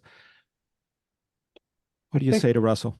It's first, it's great to hear Russell's voice. It's been a long time since we could sit down and have a beer together, but maybe such an event returns again. I think it's very difficult to assess without more information here as well, just how intricately contemporary students on the left are actually embracing violence. Some, of course, are in denial. I mean, there was, amongst feminists, there was some feminists, there was immediately a denial that Hamas had actually done the things that they did. And Hamas itself said that, oh, no, our peace-loving, gentle warriors would never engage in such activities. So there was denial there from Gaza that helped some people in the West adopt that denial, so they didn't have to confront the violence. It was a series of lies. And I think that there's a disconnection between the slogan and the actual events of 10/7. You adopt the slogans because you don't have to face the realities. Those are an alternative. They're a displacement of them. So I don't know. And I think that, my one argument with Abe's paper is that the kind of intellectual debate that he's engaged in about theoretical embrace of and complication of violence, I mean, the vast majority of people who were protesting against Israel immediately after, well, by 10/8 at the latest, aren't engaged in any kind of intellectual debate, right? They're not talking about Fanon. They're not talking about the complications of violence. They're just committed to a political activity. So I think it's very much worth asking the question, for that fraction of the radical left that does think about and embrace violence, how does it get to do so? And I'm not sure what the answer is, but it's a fraction, not a majority, that's thinking seriously about these things. Cary, we've got a question from Jeffrey Herf and Sonia that I think pushes back just a little on what you've said. If I've heard you correctly, you're persuasive, but have you addressed just back on what I said? I mean, that must be a mistake here, but go ahead. Well, it's a question again, asking about the role of graduate education in the humanities and social sciences, which has become a site, the question says, for the dissemination of a kind of diluted critical theory by faculty bent on reproducing themselves. Can you address that level of the question of the institution of higher education and critical theory?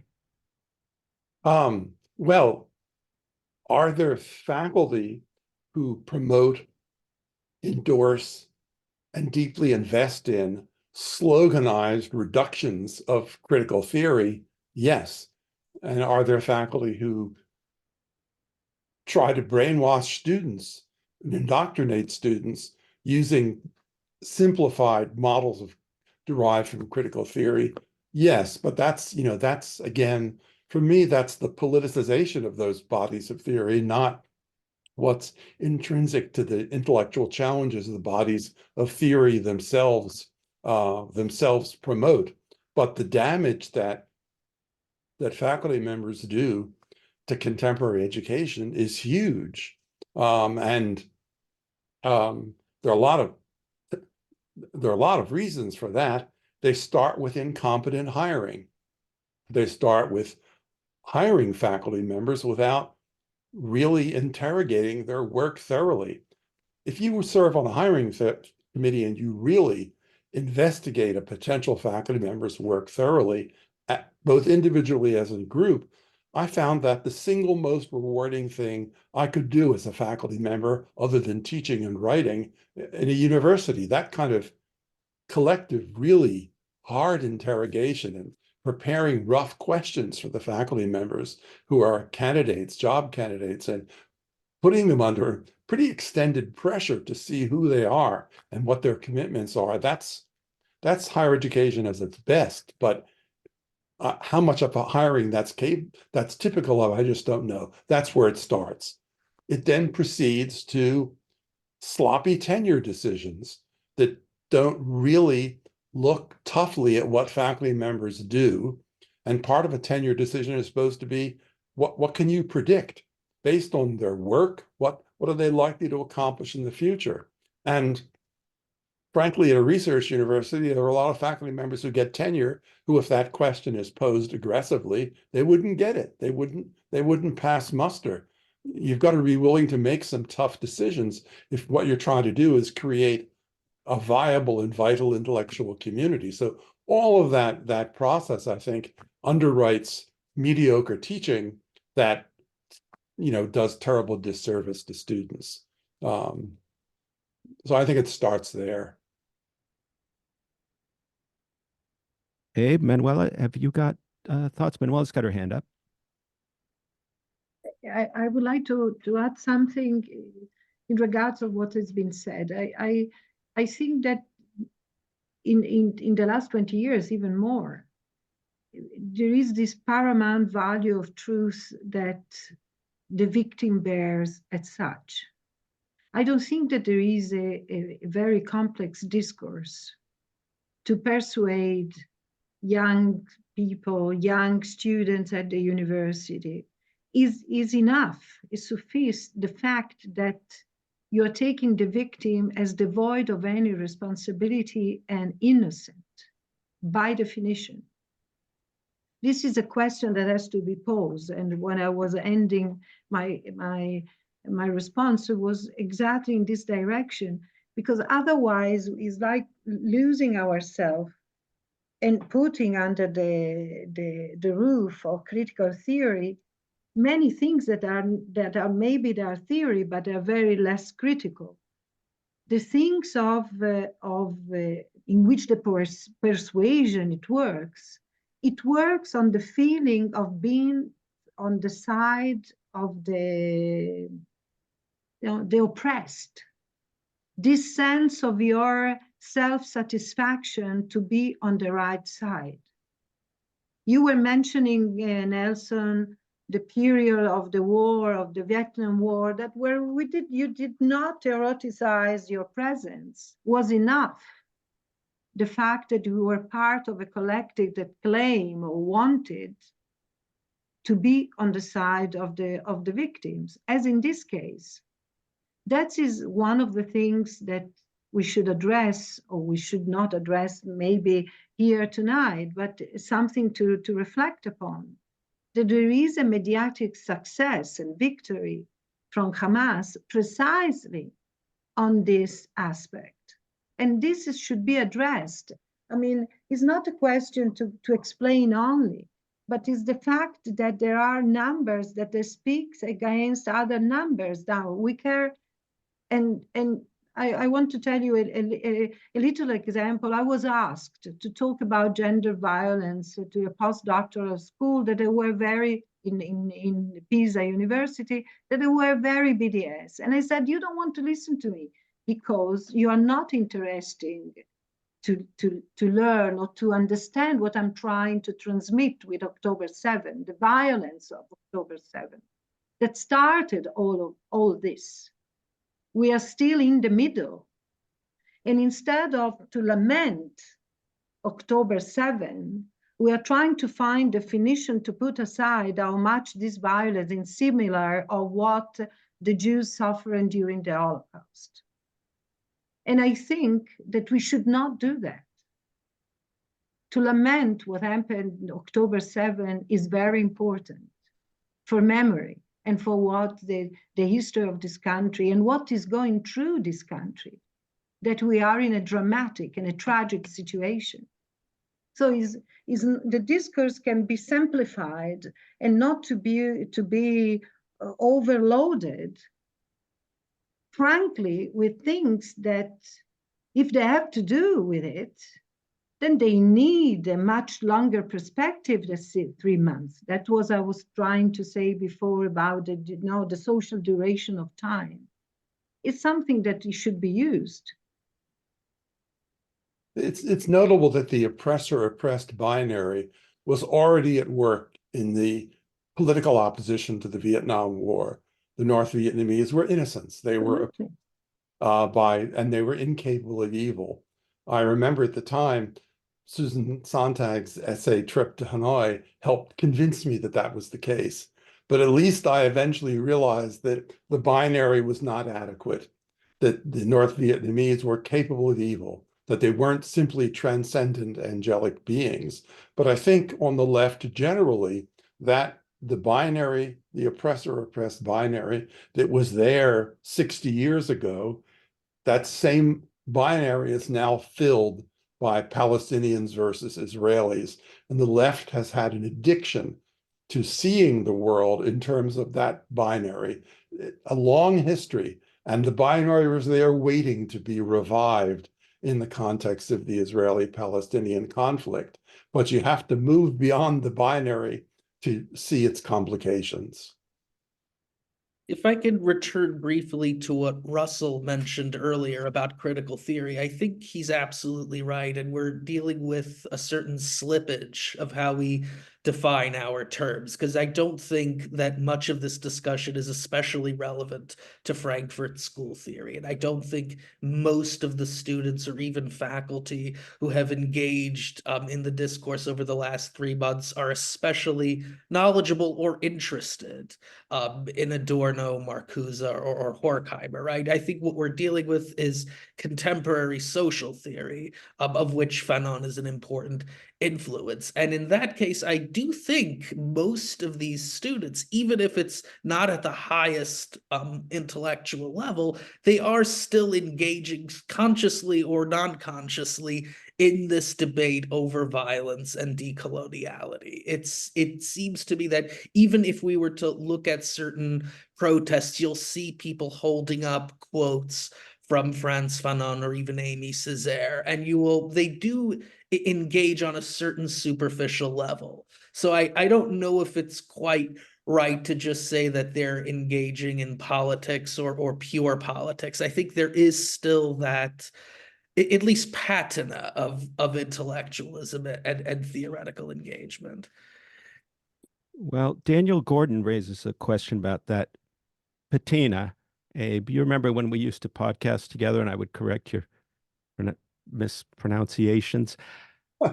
This is a serious question and no laughing matter from Daniel Gordon that just sharpens this issue that you're all focusing on now. He writes, I understood Manuela to say that focusing on the antecedents of October 7th is an error. We should focus on the type of action that took place on that day in all its inhumanity. Isn't some form of critical theory, maybe not at its best, a problem simply in the sense that it purports to explain everything in relationship to something else, to colonialism, capitalism, inequality? Really, I'm inserting now a comment in relation to anything, as if the actors on October 7th were puppets of some kind of forces or machines reacting, to you name it, Israeli injustice, which is, really the worst explanation of all, I think. Gordon continues, and it doesn't provide tools for describing the novelty and complexity of what is unfolding in the present. Now, there I've tried to articulate his question. I hope I didn't garble it too much by inserting my own commentary. Even if it's not critical theory, it's at best. Don't students seem to be absorbing something that they think of as intellectuality, which leads to a patina of explanation over everything as some kind of symptom of everything else, and simply can't grasp the fact that these men did what they did.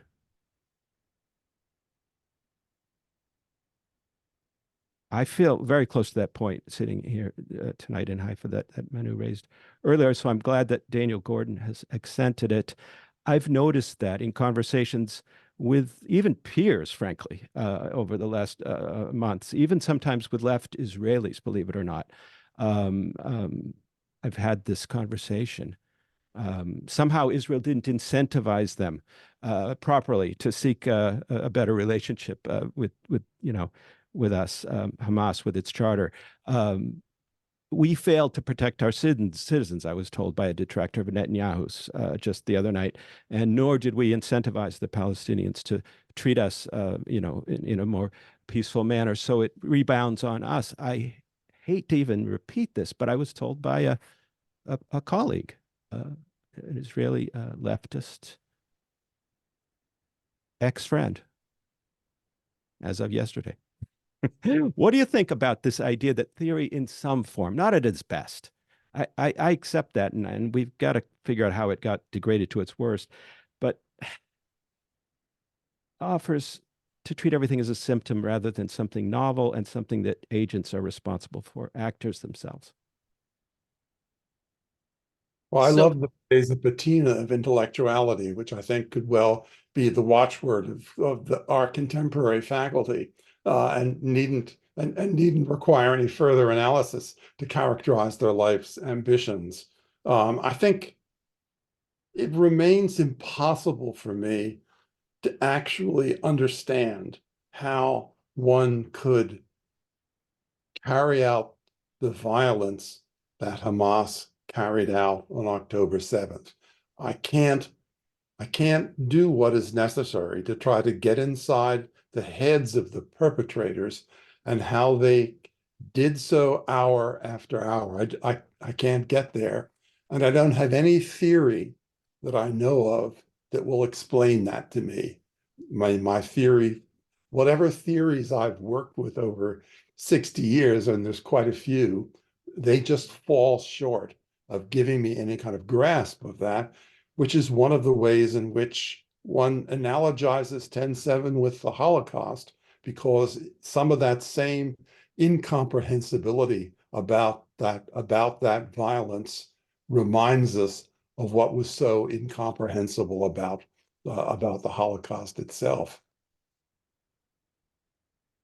Well, that's brilliant. You understand theory well enough to know you haven't got a theory to explain this. That seems to me correct, but others seem to think they have a theory that does just that. Abe? So first, I'll just say in my defense that when one mispronounces a word, it means they learned it through reading, right? So this, to begin, I think with the question of novelty, just to briefly address that, October 7th was a deeply traumatic and unique event for Israelis. But in the sweep of modern history, I think we have seen similar events of similar expressions of inhumanity.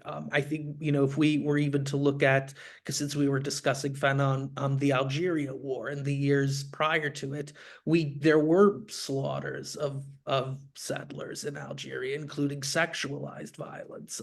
So this isn't unique in the sweep of world history. So I don't think a discussion on the particular inhumanity of October 7th would be very helpful. It would indeed be very misleading, because I think that this is actually a human problem and not an inhuman problem, that this is something that humans have done to each other for a very long time. This doesn't necessarily mean that the theoretical discussion is any superior or will lead to any greater insights, but I also don't think a discussion that specifies the uniqueness of October 7th would lead anywhere more fruitful. I don't imagine that it would.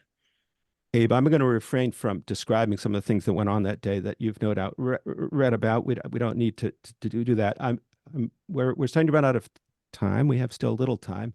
David Pan asks you, Abe, and it follows up on the theme that you're discussing. Is there a sense in which you're trying to redeem some aspect of Fanon's theory of violence? How would you want to distinguish between justified and unjustified violence? What would be the proper use of violence? David Pan, editor of Telos. queries you, Abe. So the brief answer is yes. I am trying to redeem some aspect of Fanon's theory of violence. And I think the first part of doing that is to say that it's not a prescriptive notion. He's analyzing what a colonial situation, what he believes will inevitably lead to. He's not, my reading of Fanon would not have him celebrating violence. And I think if one reads through the entirety of The Wretched of the Earth, especially its last chapter, its last full-length chapter before the conclusion, in which he goes through several case studies of both, Pied Noir as well as Algerians who suffered through violence, that he isn't someone who would celebrate violence, that he understands that violence leaves a certain traumatic legacy that is very difficult to overcome. So I think that's really the first part of looking at Fanon, is to take away this misleading prescriptive aspect of the chapter on violence, which I think is taken to be almost as an accepted or banal fact among some who've engaged in the discourse over the last 3 months.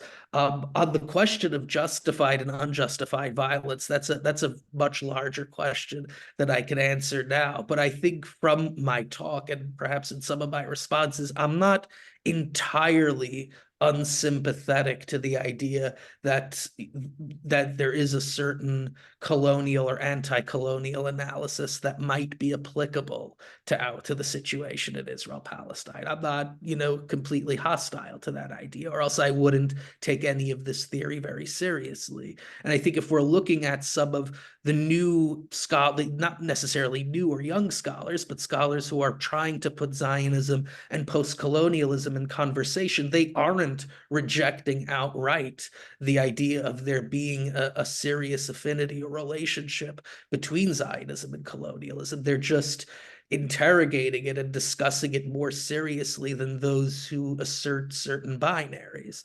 And so that's where I hope people will gravitate toward, that kind of more serious discussion of it, rather than taking on a partisan side of whether or not this is nonsense or it's, or this is the holy book. I think that there's something there, we can come to a more serious understanding of it. Okay, well, I'm not going to debate you on the similarities or lack thereof between Zionism and colonialism. Having lost a friend just the other day on a similar basis. We have just a few minutes left. If I may insert a question on a slightly different topic, just as we start to wrap up. Tomasz Friedel asks, chiming in from Poland. Tomasz is an expert in Holocaust studies, by the way, and he asks, can the speakers address the situation of Holocaust and genocide studies, from which paradoxically the first and most vociferous reactions to October 7, before Israel even really responded, were claims of an impending genocide of Palestinians? Thinking here, he writes also of Raz Siegel and Omer Bartov, not the primary explosion of genocidal violence aimed at Israelis. In fact, in action, even before Israel had responded to defend itself. Is this another hitherto underappreciated case of leftist politicization of the field, or something else? And that's going to have to be the last question. We've just got time for brief answers to that. Well, there's been a strain of anti-Zionism amongst some Holocaust scholars for a long time, at least I'd say for a generation. I've encountered it, often, sometimes really hostile. I mean, Michael Rothberg once said to me that I cannot tolerate any concept of the state of Israel if it has any link with Judaism. Unacceptable to have any link with Judaism. A Holocaust scholar whom I hired at Illinois, but we hadn't discussed Israel before I did that. So I think that strain has been there for a long time. Bartov I found pretty insidious, because what he did was try to get mileage from, this isn't genocide yet in Palestine. in Gaza, but it could be genocide. We're hovering on the edge of it, and we've got to be wary of it. So he got to sort of have his cake and eat it too by invoking genocide and attempting to suggest that he was being a little reluctant in being ready to completely jump on that bandwagon. I found that, well, unsavory. Hamas announces its genocidal intentions unambiguously and acts upon them. Abe, what about you on this question posed by Tomasz Friedel? So I'm not as intimately involved with Holocaust studies or genocide studies, but I would quickly make a distinction between the Ross-Siegel argument, which was, he's referring to an article that came out in Jewish Currents, I think 5 or 6 days after October 7th, that said that the Israeli response was, quote, a textbook case of genocide, end quote. And I think that kind of hyperbolic argument should be distinguished from what Cary just described as Omer Bartov's kind of equivocating on the question. And I, whatever one thinks of Bartov, I think has been very clear that so far what he has seen isn't genocide. He just worries about certain rhetoric or incitement, however one thinks he's using his position as a leading historian of the Holocaust or genocide studies to advance this argument. He didn't quite go to the degree that Ross-Siegel went. I think Manuela, though, would have a much more thoughtful response to this question, given her position. Well, there was a kind of a debate around, and I must say that Dirk Moses is the one that said that it was not a genocide, that it was something, a subaltern genocide, but he did not, for example, and I'm using it precisely to try to address. I think that he's a murders, in extensive murdering civilians, and there is the aspect of the war that I was talking before. I mean, it cannot be dismissed, the tolls of death among the Palestinian civil population. Then you can say they're all supporters of Hamas, whatever. But and also in some way I'm trying to also to address what Abe said before. I don't think that we have to terrorize new theory in order to explain the inhumanity. We are talking about the events that are taking place in 3 months, and they are affecting not only the moral life of the country, but the political life of the country. It's not the fact if canon is followed or not followed. It has to be explained why a book that came out in 1961 exercised such an influence or is not revisited, as the question of genocide that is posed on the Palestinian death tolls. Well, I would say that is not a question of numbers, genocide. If you remember in 1995, the genocide of Srebrenica, to address the problem, was 8,000 people. It was considered at the beginning an ethnic cleansing, but at the end, it was indeed considered a genocide in which there was an intentionality of action that played a role. Now, this is not for justifying what's going on in the bombing of Gaza, but I'm saying that there are differences with the intentions of murdering people. And the intention of murdering people in the most brutal manner, you can choose. That was not creating an inquiry into digging into this, not this death. But this death explained the reaction of Israel, unfortunately.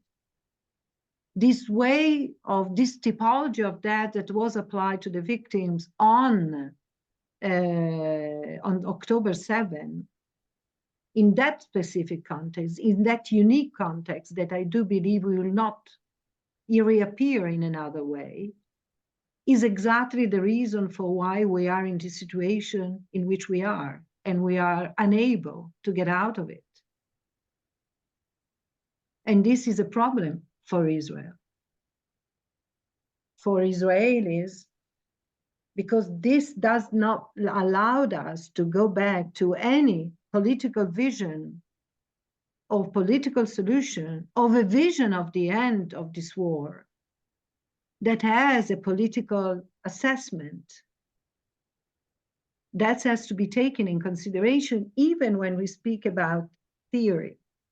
And then we have to differentiate within the theory. I agree with you, the Frankfurt School had another take on the matter that was seen when they wrote about anti-Semitism, that is completely different posed as in the post-colonial discourse.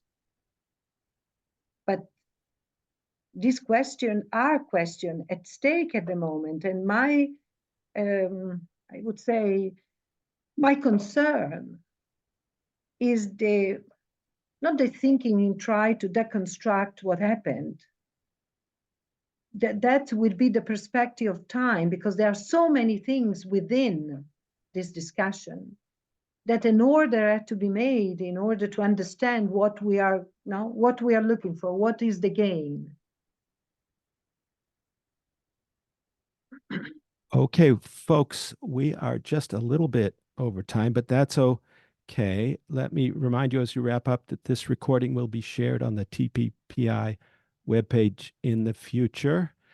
We understand that there were many questions that we have yet to answer, that the audience wishes to have addressed. We will get there over the course of a year. Each month, the 7th of every month, we'll be doing these events, and we will get to the questions that have been opened up tonight, I think, beautifully as we go along. This will be an ongoing conversation over a full year and beyond. This is just the first installment. So please come back next month on the 7th and the next month after that on the 7th. I couldn't really imagine a better way to get this conversation started